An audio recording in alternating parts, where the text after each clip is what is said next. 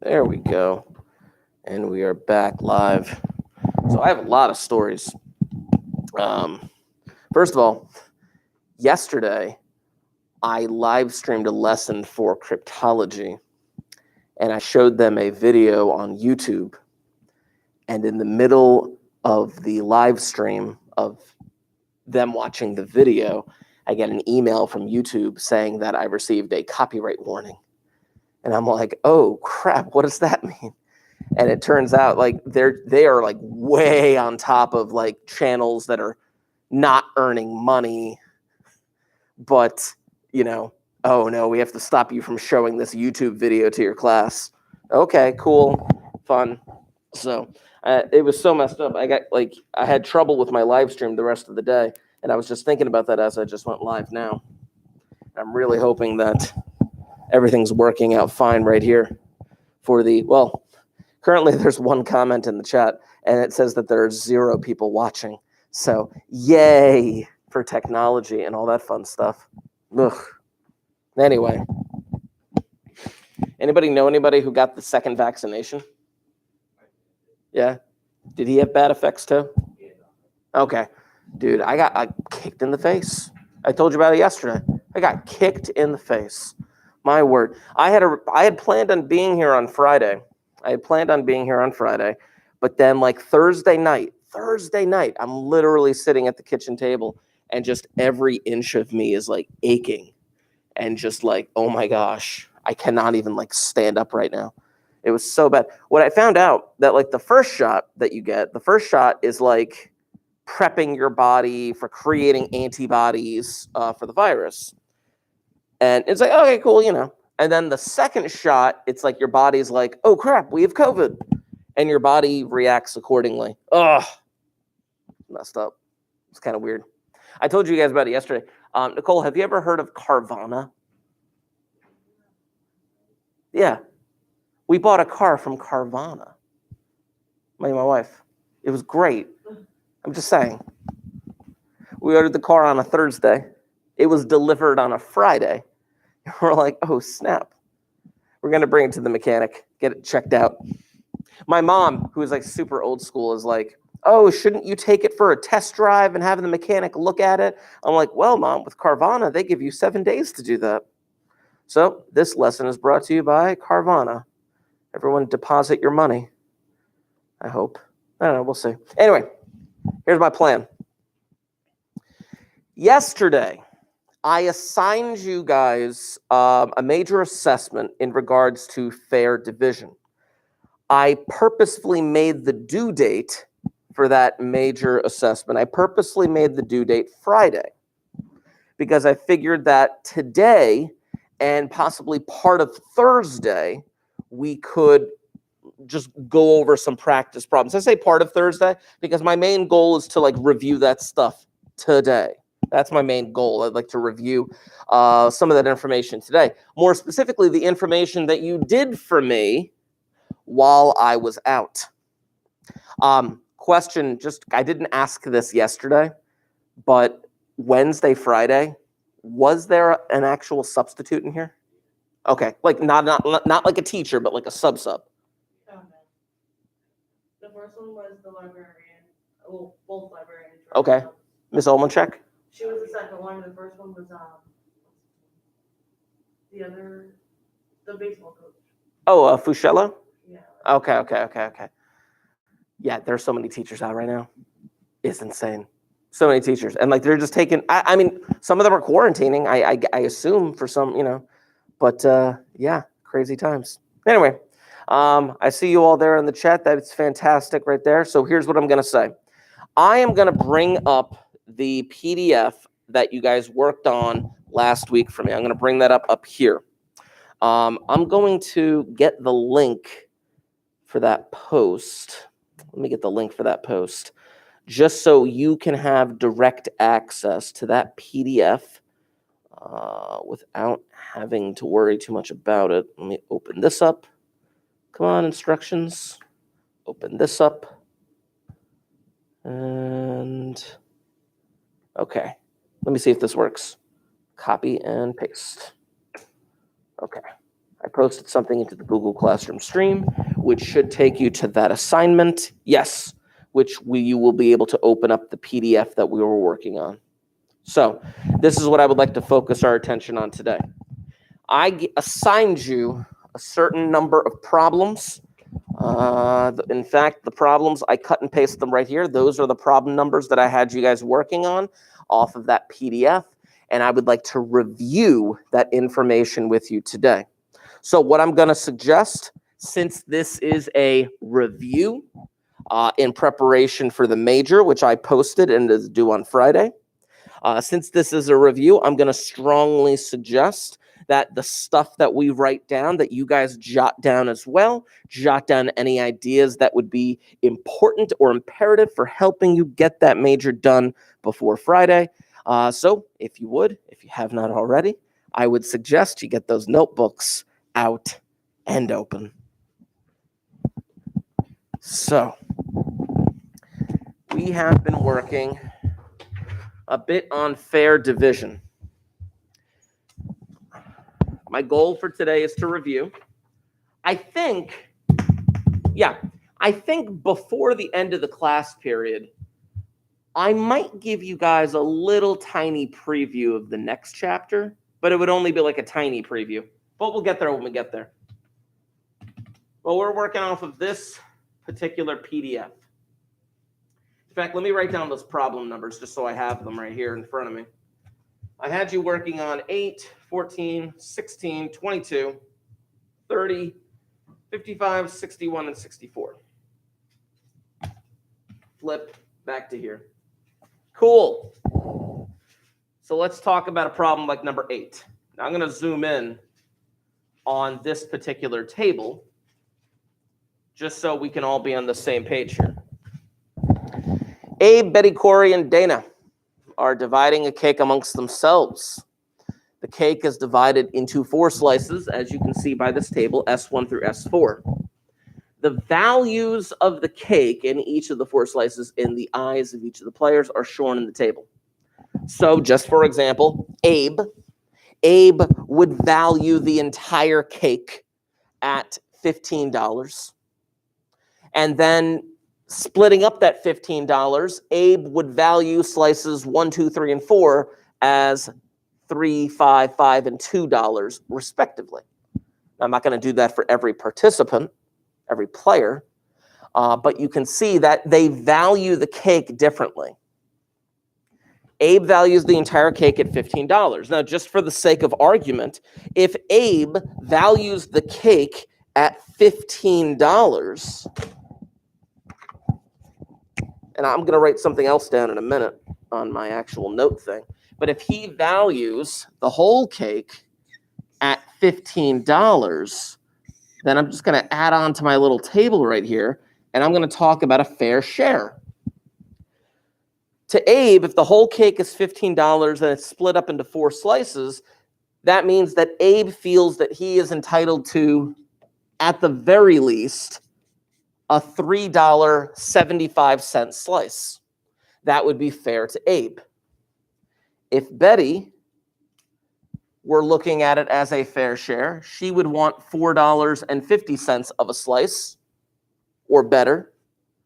Corey, I don't even know why I would divide that, would be $3 a slice. And Dana would be $2.50 a slice. How did I get those numbers on the side? How the heck did I get those numbers on the side? Yeah, the number of slices. The cake value in their eyes, I guess you could say, or something like that, because obviously they value the cake differently. I mean, Betty values the cake at $18. That means that she would value, or a fair share, at $4.50. And that makes sense because Betty, without even reading into the questions, you know what Betty is in this whole deal, right? Who is she? She divided the whole cake. She is the one that divided the cake. She divided it in such a way where each slice was of equal value to her, $4.50. Now, just looking at some of these questions, It says to indicate which of the 4 slices are fair to Abe, indicate which of the 4 slices is fair to Betty. Well, as long as the value of the slice is more than their fair share, then, well, there you go. I'm going to underline them just for the sake of argument. Those 2 would be fair to Abe. To Betty, all of those would be fair. To Corey, those 3 would be fair. And to Dana, no, not those. To Dana, that's the only one that's fair. Yeah, Dana. Why would that be the only one you make fair? All right, whatever, that's your deal. Now, I haven't read the rest of the questions here just yet, but I figured, okay, we're going to have to probably do some kind of allocation here. But what I've underlined are what would be considered fair shares because the dollar value is greater than the fair share that we determined earlier, or greater than or equal to, I should say. I'm just double checking. What do the rest of the questions say? Hold on. Scroll them down. Ah, come on. You're supposed to scroll down at that point. There we go. Indicate Corey's, indicate Dana's. Using them, describe a fair division of the cake. Okay, I can describe a fair division of the cake. Fair division of the cake. What's one slice we can immediately give out right now? Heck yeah. It's the only one that she sees as fair. So we're going to give Dana that slice. Dana's going to get slice 1. Oh, man. What else could we give out? Slice 1 is done. Slice 1 is gone.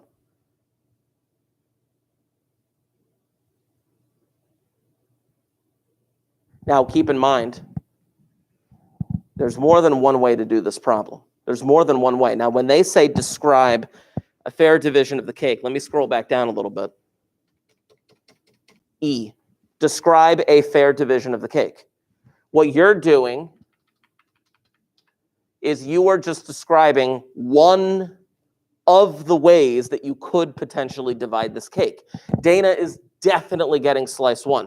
Betty will deal with Betty last. Betty will get whatever slice is not taken because she is the divider. But in terms of Abe and Corey, they clearly can't get slice 1. Abe is not getting slice 4, and Corey is not getting slice 3. How would you divide this cake up? I gave Abe S2, Betty slice 3, Corey slice 4. You could do it that way. You could totally do it that way. Now, I'm going to circle that, but let's just talk about a different way we could do it in a moment. So you did Abe for this one, Corey for this one, and Betty for this one. Yeah, and that would be perfectly fair. That's not the only way you could do it, though. Another way you could potentially do it, you could give Abe slice 3. You could give Corey slice 2. And then you can give Betty slice 4, and that would also be fair. As long as the dollar amount is equal to or greater than the fair share, it's all good. But yeah, this is perfect. This is one fair example right here. Haha. Oh, dividing of cakes.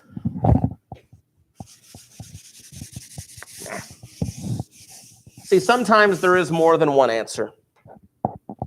Sometimes there is more than one way to skin a cat, each equally disgusting. Let me see. Number 14 is what I had you do next. This one I may have to write down a little. I may write down some of this stuff, but others I may not. Ah, sweet. Okay. Come on. There we go. Good. Raul and Carly are planning to divide a strawberry chocolate mousse cake. Weird. In the figure using the divider chooser method. Raul values chocolate 3 times as much as he values strawberry. Carly values chocolate twice as much as she values strawberry. And then there's the cake, and then there are 1, 2, 3, 5 figures, each with like all these angles in them and junk like that. And then, okay, if Raoul's the divider, okay. Gotcha, okay. Let me go to my notes. Let me write some stuff down before I actually get deeper into this problem. So just for the sake of argument, today is the 23rd. I'm just going to put this for my own notes. And this is, let's just call this a chapter review, because that's what it is. We are reviewing the chapter per se. It says that Raoul values chocolate 3 times as much as he values strawberry. Raoul values chocolate 3 times as much as he values strawberry. Now, I don't know exactly a dollar amount that he values it, but I'm just putting this out there for the sake of argument. If he values chocolate 3 times as much, I'm just going to kind of throw out a little variable situation like that. And then Carly values chocolate twice as much as she values strawberry. Again, I don't know exactly how much she values them in the first place. I'm going to use a different variable just for the sake of argument, but just kind of trying to express how much they actually value this stuff. I may end up changing that variable later, but for the time being, this kind of expresses what's going on here. Raoul values chocolate 3 times as much. Carly values chocolate twice as much. Okay, sounds good. Now let me get to the questions. If Raoul is the divider, which of the cuts shown in the figures are consistent with Raoul's value system? Okay. If he is the divider, if Raoul is the divider, then his job is to cut the cake in such a way where they're 2 equal slices. They have to be 2 equal slices. Now, just for the sake of argument, this cannot be it whatsoever. This cannot be it whatsoever, that one right there. Because if he cuts it like that, then clearly he is favoring that chocolate half over the other. He is favoring that chocolate half over the other.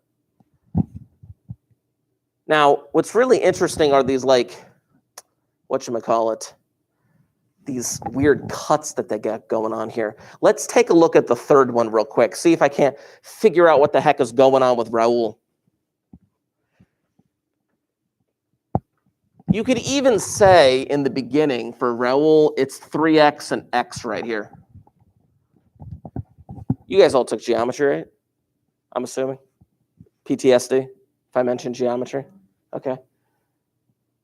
How many degrees are there in half a circle? Okay. 180 divided by 3. Okay. Basically, if you take that chocolate and you split it up like this third cut right here, if you split it up like that third cut, this is like a 2x, and this is a 1x for the chocolate. It just works out quite nicely if you express it as 3x. And the reason why I mention that is just because, well, if I put the x right there for the strawberry, again, this is all about Raoul. I don't care about Carly right now. I care about Raoul. Definitely, that third cut is very consistent. That third cut is very consistent. Now, here's something else that you got to know. This first cut, that first cut is technically also consistent. It's also consistent with what we got going on here. He literally just cut the cake straight down the middle, where he's got equal chocolate on each side and equal strawberry on each side. That is a 50% split on each side. If you want to go with the variables, because right here, you could say that, well, these two equal 2x, and this one right here is 2x. But if you want to do the variable thing up here, you could technically do the same thing, where this is like 1.5x and 1.5x, and this is 0.5x, and this is 0.5x. Again, that's a weird way of looking at it, but in reality, based on the way that he cut it, the fact that he got equal chocolate on both sides and equal strawberry on both sides. Remember when we were trying to do the Skittles? I think you were trying to do it more often, where you split them up into the flavors first, and then you tried to split the flavors into each group. That's what the first cut is, if that's what Raoul actually decided to do. Something similar could be said about, well, actually, no. I was going to say something could be similar about this slice right here, but because the angles are off, can't really do that. Yeah, can't really do that. This third cut is probably the most perfect one that he could have done. Yeah. So I would say one or three technically could be a fair cut for Raoul. Weird. Part B. For each of the cuts consistent with Raoul's value system, indicate which of the pieces Carly would choose. Well, Carly values chocolate more. She values chocolate more as a double. I mean, technically, for this one right here, if it's the first one, it doesn't matter. She just chooses one or the other. That's no big deal there. What really comes into play is this third one for Carly. Since I use Y, I'm going to do Y right here. She values it twice as much. Twice as much. Yeah, so this would, oh, goodness gracious. You said like a third, right? You said like a 180 divided by 3 was 60. So the 60-degree angle right here is a third. Again, I'm so sorry for the geometry. You know, when I mention geometry, is there like a tingliness in your spine? Like, holy crap, I don't want to go back there. I'm assuming it's been a couple years for most of you, or some junk like that. But this would be 2/3 of that cut. This would be 1y. And how much would this be? No, this would be 1/3 of that cut. Yeah, 1/3 of the cut, and that would be 2/3 of that cut. Oh, snap. Yeah, so she would definitely just choose the one that equaled the most. She would just choose this one. Why wouldn't she? Yes, she values chocolate twice as much. But because she values chocolate twice as much, or just because she values chocolate twice as much, doesn't mean that that's more cake right there. I mean, she still values strawberry at some point. Gosh. Question. When you think strawberry cake, do you think strawberry frosting, or do you think strawberries, like whole strawberries in the cake? You never had strawberry cake before? Oh my gosh. No? What kind of a world are we living in? Oh my gosh. You ever see that video where they like put strawberries in like a certain liquid and like little bugs crawl out? You ever saw that? How am I the only one who knows these things? Oh my gosh. All right. Just saying. All right. Number 16, continuation, where she ends up being the divider. I'm going to bypass that one for now. I'm going to say it's okay if we skip that one for now because I spent a little bit too much time on number 14. So I'm going to jump down to oh, here we go. Sweet. Okay. This one, I got to write something down. I got to do a little, I got to write something for this. This is number 22. 4 partners, De Palma, Childs, Choate, and Chow, are dividing a plot of land amongst themselves using the lone divider method. Using a map, De Palma divides the land into 4 parcels. When the choosers' bid lists are open, and then they show the different bid lists. Okay, so let me write down these 4 names, and then I'm going to turn my camera over to kind of explain what the heck is going on with this one. Childs, Choate, Chow. There we go. So then Child's bid list, Choate's bid list, and Chow's bid list. It says to describe a fair division of the land and then explain why your answer is the only possible fair division. Okay, so check this out. I believe the example that I can kind of point to for this one, I think it was Patrick, you split up the Skittles, and then Nicole and Allison, you on a index card wrote out what you valued each share as, where you put like a certain percentage for each share. And based on that percentage, we were able to determine what a fair share, who should get what share, and then ultimately you got what was left over, simply because, well, you were the divider. In this example, Patrick is De Palma, the divider. Every share is fair to De Palma because De Palma is the one that, well, split everything up.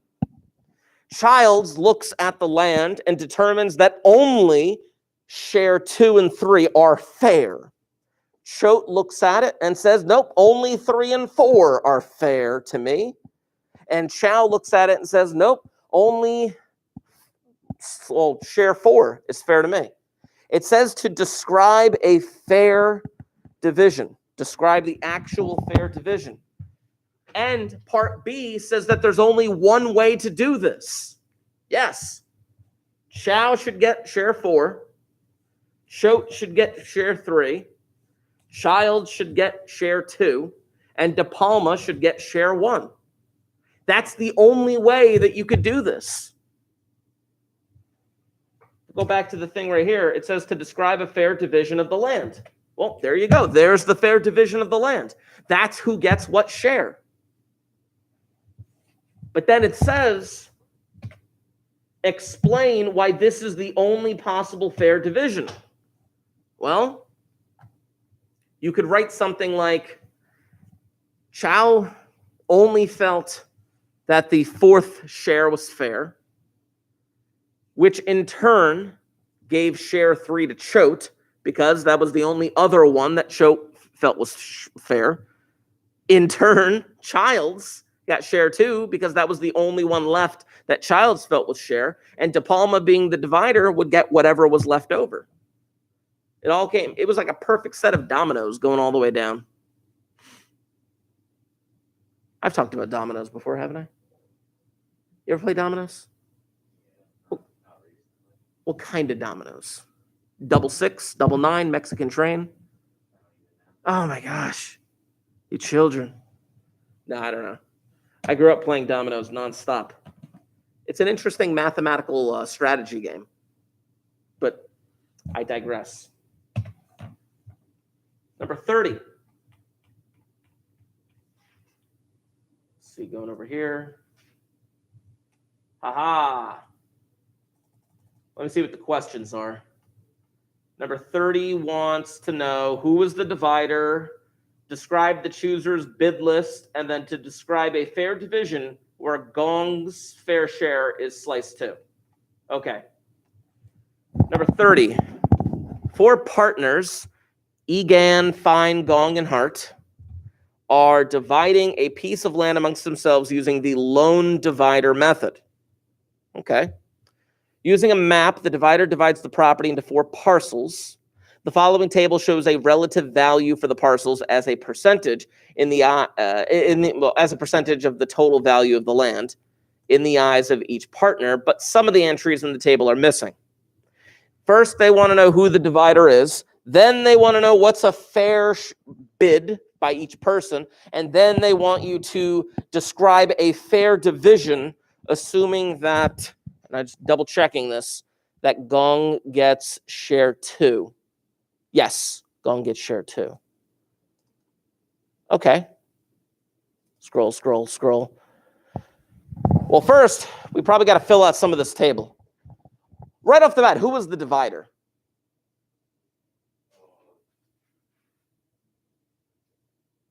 Yeah, it's got to be. It's got to be. Heart values everything 25%. It has to be. Now, because you know that heart is the divider,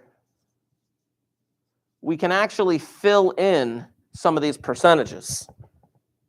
What do the percentages have to add up to? Yeah, they have to. Based on that, we can figure out gong. 26 and 28 and 21 is 75, which makes this 25%. 40, 75. Oh, this is 25%. And then 21, 22, and 30, 73. So this is 22 more, 27%. There we go. Everything's got to add up to 100. So then it says, well, what's a fair bid for each of them? Heart would bid for all 4. Gong would bid for these 3. Fine would bid for these 2. And Egan would bid for these 2.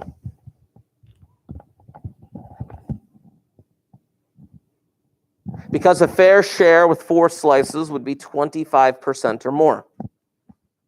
Has to be 25% or more. As a result, who's getting what? Assuming that gong has to get share 2. Well, if gong gets share 2, immediately we know who gets the next. Who can we immediately decide next? Not heart, not yet. Heart's getting the leftover share. Because gong is getting share 2, I'm going to say we can immediately decide Egan gets what? Yeah. And again, if you look at Egan, if I just look up from, okay, gong, according to the directions on the problem, it said that gong had to get share 2, which immediately eliminates share 2 from Egan, giving share 1, which immediately eliminates this from fine, getting this one, and then the divider just gets what's left over. The divider will for the most part, get last or pick last. There are some exceptions to that rule.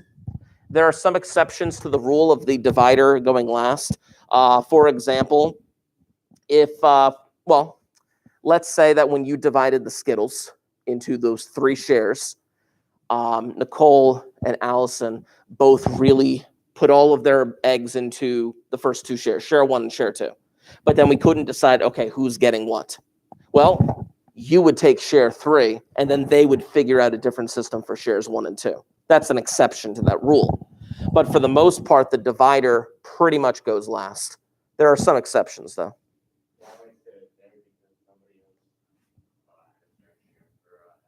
Ah, you got me there. Yeah. No, you're correct. That you're absolutely correct. I didn't even look at that. I was just thinking in the mind of like, okay, if gong gets share 2, then yeah, you absolutely could just be like, well, looking at this bid list, they're pretty much going to be fighting over shares 1, 2, and 3. Heart can get fair share 4 and then move on. Yes, absolutely. There's an exception to that right there. Literally, that's what I just described with the Skittles. What is wrong with me? Oh, this problem. Okay. Let's see. That was number 30. Let me double check the questions to make sure that I answered all that they asked here. They said, who is the divider? Choose their bid list. Describe a fair division where gong gets share 2. Okay. Let's jump to 55. There we go. Oh, snap. Settlement, final settlement. Okay, I am going to put this one into my notes. I'm going to put this one into my notes because I don't want to write this one on the board. Let me double check one thing. Oh, right, 61. was that, and 64 was that. Good. So I'm just trying to time out what I'm doing here. This is number 55. 5 heirs are dividing an estate consisting of 6 items. Method of sealed bids. The heirs bid on each of the items. They're given in the following table. Describe the first settlement and compute the surplus. Okay. I will write one thing on the board, though. For my own sake. The first part is the most straightforward part.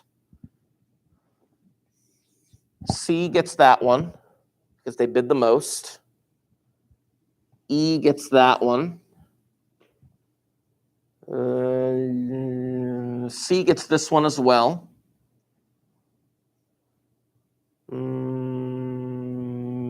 A gets this one. A gets this one. And E gets this one. Now I got to double check that. That seems right? Does that seem?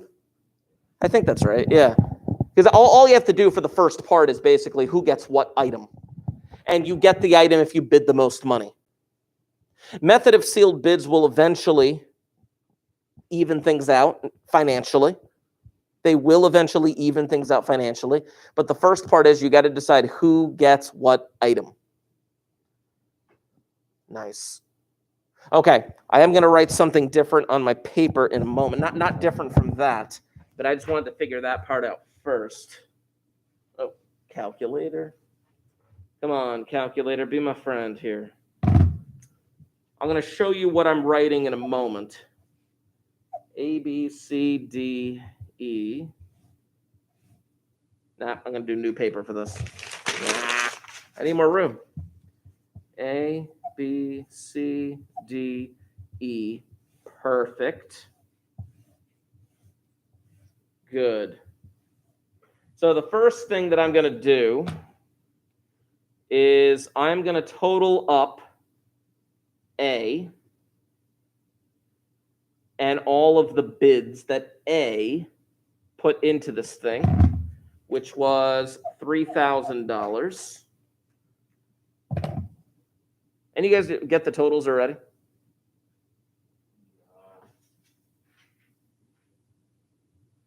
not sure if I did it right. Okay, that's fine. I'll double check them. And then I'll show you guys what I got written down here. 738, there we go. So, because the first part is totaling up all of their bids. And I'm just double checking to make sure that I'm typing in the numbers correctly, because all of these numbers are kind of awkward. Like 395 and 98. Like, they're just like awkward numbers. There we go. And then once we have this total, we can combine this total with the stuff that I circled on the board, and we could pretty much race to the end of the problem. Nope, go back. 817, there we go. 505 and 744. And then finally E. Once I get this total, I can flip my camera over. 181, 761. And there we go. And boom. Boom. Those are the totals. Totals. Right there. That is the total bid that they put forth for A, B, C, D, and E. That is what they felt the estate was worth. A felt that the total of the estate was worth $3,000. And there are 5 of them. That are bidding for this estate. So because there are 5 of them, what is fair to A would be $600, because you just divide it by the number of players. In fact, it's also $600 over here for E because it's the same value. It's 582 for B. Again, I just divide it by 5. 618 for C. And 606 for D. You always divide by the number of players because they're taking this estate and they're splitting it 5 ways. So the total that they bid divided by 5 gives you the fair dollar value that they feel that they are entitled to. Now, according to this and everything that we circled right there, and I'm just going to kind of go through them one at a time, C is getting, no, I'll do A first. A is getting item 4 and item 5. C is getting item 1 and item 3. I'll total those up in a moment. And then D is getting item 2 and 6.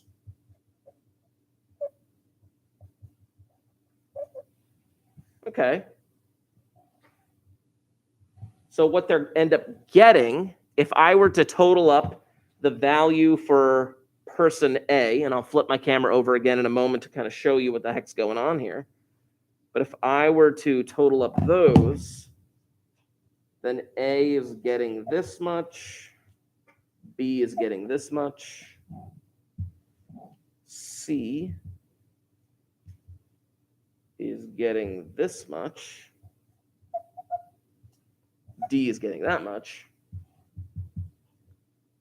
and E is getting that much. And I'll double check these numbers in a moment. Pa-pow! So I can erase all those circles.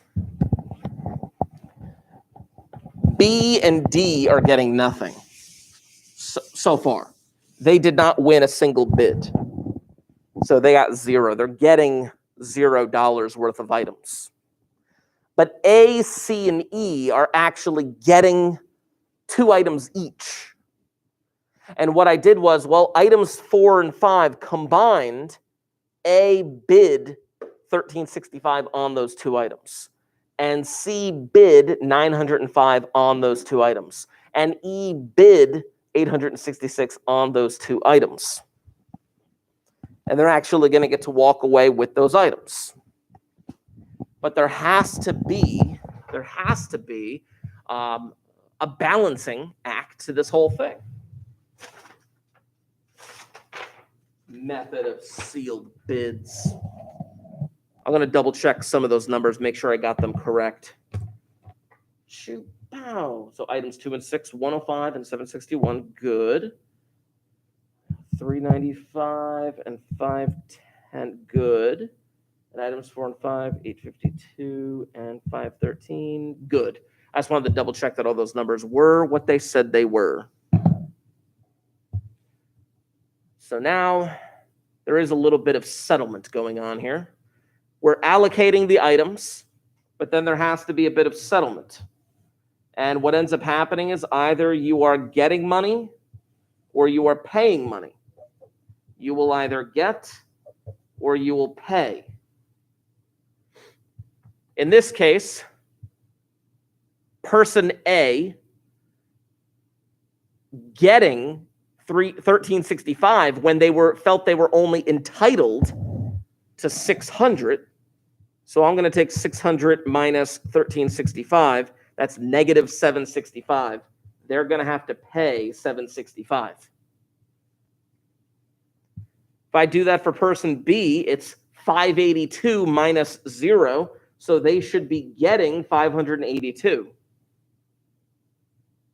For person C, I'm going to take 618 minus 905, negative number. They're going to be paying 287. Person D, 606 minus 0. Well, they're going to be getting $606. and person E, they felt they were entitled to 600. I'm going to subtract the 866. That's negative 266, meaning they have to pay $266. In this first settlement that takes place, we have to figure out, well, who's paying the money and who's getting the money. And in the end, well, let's see, 765, 287, 266 minus 582 minus 606. There we go. If you were to take these amounts, these three amounts right here, and subtract the two amounts that these people are getting, there is going to be $130 left over. And that $130 represents the surplus. So there is a surplus of $130, which is split amongst the 5 people, which is an additional $26 going back to each person.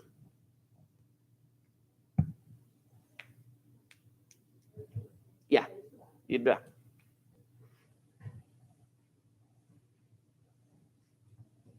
Method of sealed bids does take a bit of time, but the logical progression behind it all just kind of, everything just fits in quite nicely. Again, the reason why this one seems a bit more complicated than the other ones is simply because there's more people and more items to go around. So again, just kind of going back to the beginning, because we're not done yet with this problem. But there's persons A, B, C, and D. According to this table right here, they made all these bids. You can total up each column. And if you total up each column, you can figure out a fair dollar share by dividing by the number of players. That is what they feel they're entitled to. Then, based on these bids, all 6 items are allocated. And in the end, well, A, C, and E are the only ones who actually got items. They got items totaling that bid.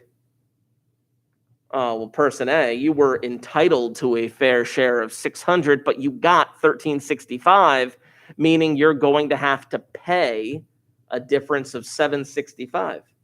Usually I just subtract it in that order. I just do like fair share minus the value of what they got. And then if it's positive, they get that value. And if it's negative, they have to pay that value. And then ultimately, well, they're paying that amount. B and D are getting those amounts. There's an extra $130 left over. Divided by 5 is $26 to each person. Ultimately, this is the final settlement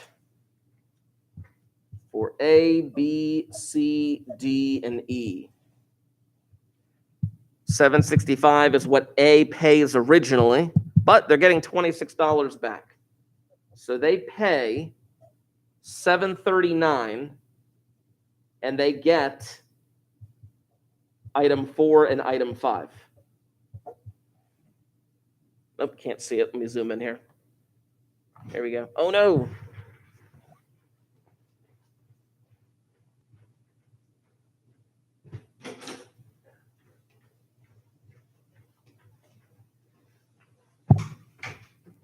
There we go.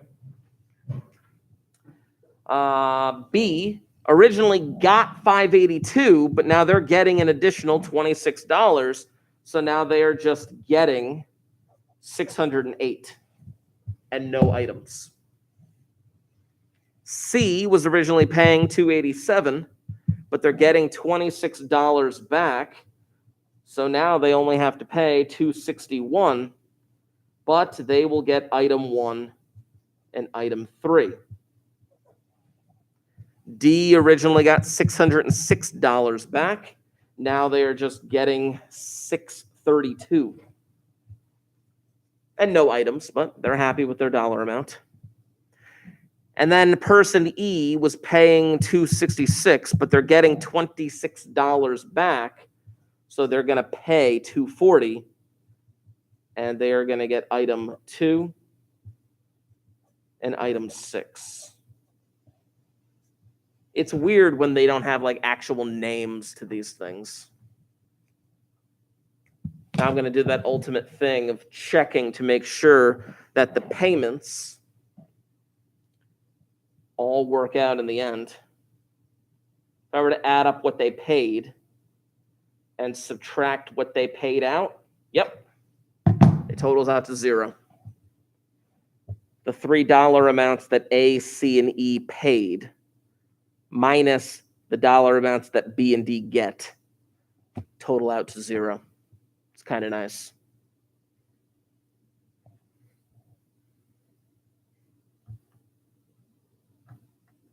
It's a weird process, but you got to keep it organized. You definitely got to keep it organized. That's why I always try to do some kind of a table to kind of go along with it. And I try to keep it consistent, where it's like, okay, the total and the fair dollar share, and then whether they pay or they get money. There's a surplus, and then eventually a final settlement. Weird, weird, weird. Okay. I'm debating now. No, I'm debating on whether or not I should show the preview of the next chapter, but I'm going to bypass that and show that next time. I'm just going to do one more of these problems right here. You had to do number 61, which was this division of candy. I was out Wednesday, Thursday, Friday of last week, and then I came in yesterday, and I'm like, oh, man, thank God I have coffee to make. And then I opened my drawer, and I'm like, oh, snap, a bag of candy. That was our candy from last week. Okay, cool. Just saying. I had a few. Anyway, 3 children are dividing an array of 12 candy pieces shown in the following figure using the method of markers. The player's bids are indicated in the figure, just as we did. You basically told me where you wanted to place your markers, and those counted as your bids, and then we followed a certain algorithm to get this done. Describe the allocation, which items are left over. This one's probably the most straightforward method. You go left to right until you reach a first marker. Boom. A's getting that one. Cool. Then you keep going left to right until you reach a second marker. Oh, there it is, or a marker with a number 2 on it. But I can't do A. I've already allocated A. But there's C. So C is getting that one. Now, since there is no marker with a number 3 on it, and since B is the only one that hasn't been allocated any candy, you can give B that share right there. That's a fair share to B. 3, 8, and 9 are left over. It probably is the most straightforward type of problem. It's just you got to know how to use the algorithm correctly. You got to know how to use the algorithm correctly. You go left to right until you reach a first marker of that number, a first number 1, or a first number 2, or a first number 3, and then you can allocate candy, or whatever the items are. With the leftover items, I mean, obviously there could be a description as to, well, what do you do with the leftover items? Well, you randomly give them out. 64, last problem on here. Same type of problem. Describe the allocation, which items are left over. Well, I go left to right until I reach that first number 1. I go left to right until I reach that first number 2, but no, I've already done C. C is already getting that one. A. Oh, wait a minute. You telling me that this is A? That's ridiculous, A. Why would you do that? Whatever, that's what the thing says. Cool. Then I go left to right until I reach the first number 3.